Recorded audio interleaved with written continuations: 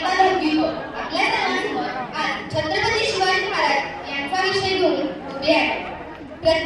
प्रतिपंचत्र लेखेव वर्धिष्णु विश्ववंदिता शाहसुनो शिवसैषा मुद्रा भद्राय राजते.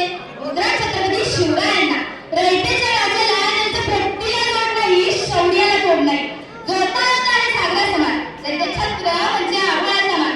जो त्या सूर्याची शान मराठी मनाचा धगधगता स्वाभिमान आणि काळी काळी सह्याद्री ज्याला शंभूंचा अभिमान, ज्याला शंभूंचा मराठ्यांच्या देवालयात त्यांचं पहिलं स्थान.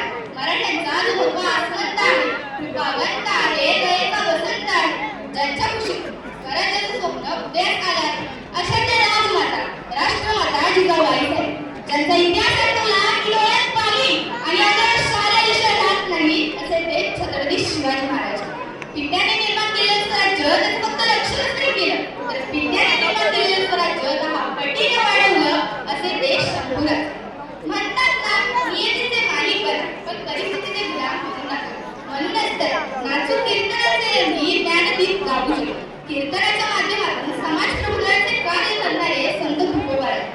दिवस रात्र हातात खराटा घेऊन गाव स्वच्छ करायचं आणि रात्री कीर्तनाच्या माध्यमातून लोकांची डोकी स्वच्छ करायचं काम करणारे संत गाडगे बाबा. शिक्षणाची गंगा त्यांनी गोरगरिबांच्या घराघरापर्यंत पोहोचवली असे ते कर्मवीर भाऊराव पाटील आणि ज्यांच्यामुळे खऱ्या अर्थाने मुलींना शिक्षण मिळालं. माझ्यासारखी एक सामान्य मुलगी आणि ते बोलू शकते त्या म्हणजे आमच्या सावित्रीबाई. त्या सर्व महामानवांना मी अभिवादन करते. 19 फेब्रुवारी त्या दिवशी एक तेजस्वी तारा चमकला. तोफांचा गडगडाट झाला. सगळे चौघडा वाजू लागले. एक आरोही त्या सह्याद्रीच्या कडेकपाळात घुमली. अरे माझा राजा जन्मला, अरे माझा शिवबा जन्मला. ती कलिगंगा कैवारी जन्मला, दुष्टांच्या संहारी जन्मला. अरे माझा राजा जन्मला, अरे माझा शिवबा जन्मला. शिवाजी महाराज हे दीर्घस्वी होते, म्हणूनच प्रत्येक ठिकाणी ते यशस्वी ठरले. पण आजकालच्या पिढीनं काय आदर्श घेतला त्यांचा?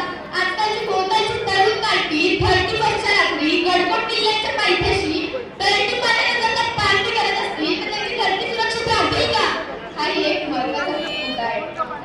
तर तुम्ही कसे सांभाळले एवढी मोठी प्रजा? जिजाऊमा साहेबांच्या आणि राजा असा तुमचा मावळा म्हणतोय, आम्ही दोन आणि आमचे दोन, आम्ही दोन आणि आमचे दोन, आमचा होतोय एक चौथा. संपूर्ण जाणताय दोन आणि उरलेला आधार. अशी गंभीर परिस्थिती झाली आहे महाराष्ट्राची. प्रत्येक संकटातून वाटा शोधते. म्हणूनच तर हिंदवी स्वराज्य स्थापन झाले. महाराष्ट्रावर एकमेव राज्य करणारा राजा म्हणजे छत्रपती शिवाजी महाराज. म्हणून तर म्हणतात ना, आले किती गेले किती उडून गेला भरारा. आले किती गेले किती उडून गेला भरारा. संपला नाही आणि संपणारही नाही माझ्या शिवबाचा दरारा, माझ्या शिवबाचा दरारा. मला एवढंच सांगावं वाटतं की महाराजांचं नाव जर हातावर करायचं असेल तर त्या हाताने कोणतंही अनेक काम घडणार नाही याची काळजी घ्या. महाराजांचं रॉकेट जर तयार घालायचं असेल तर आपलं वरता चुकवणार नाही याची काळजी घ्या.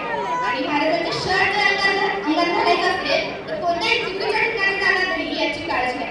आणि महाराजांचं नाव कोणतं काढत घ्यायचं असेल ना तर कोणत्याही व्यसनी पदार्थ देणार नाही याची काळजी घ्या. शेवटी आता एवढंच म्हणते, महाराष्ट्रासाठी जिंकला, असा एक राजा महाराष्ट्रासाठी जिंकला, तसाच एक अशा राजा मानात